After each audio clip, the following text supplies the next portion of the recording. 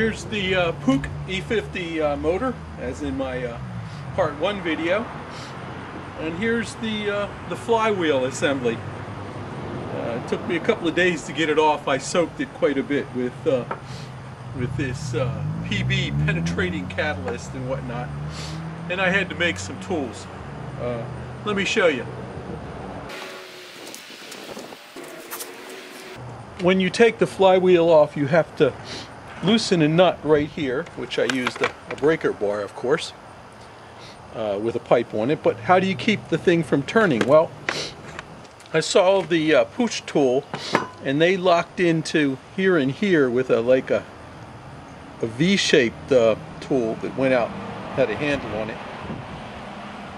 And that would work, but then you have to make clearance for the hole to put your wrench on. So I came up with the idea of putting pins here and here, and just bolting them to a bar, which I did.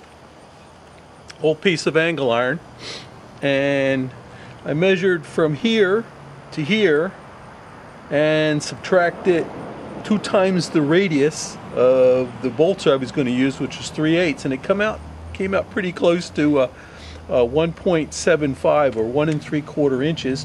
So I drilled 2 holes and tapped them for 3/8 bolts at 1 3/4 inch apart, and they fit very nicely down in there. A little bit of slop, but it's enough to hold the flywheel to get the wrench on it, and it worked quite well.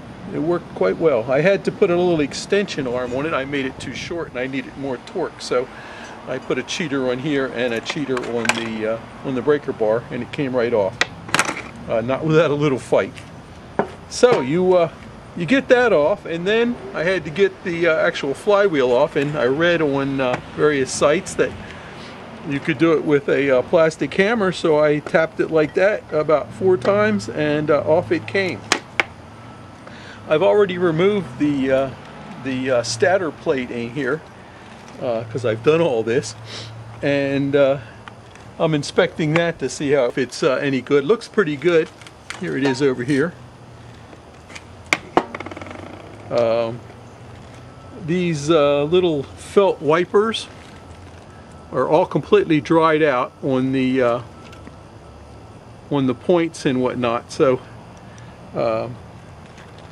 the cam, I was surprised to find that the actual cam is part of the flywheel, which is kind of neat in a way, because if it wears out, you replace the whole thing. I'm going to try to get away with just sanding it, and I've sanded it and polished it up. See, there's the cam. Right there is the lobe.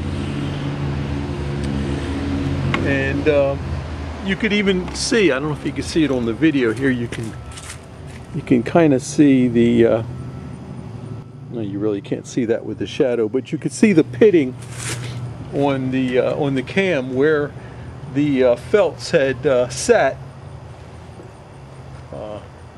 These felts had sat on the cam.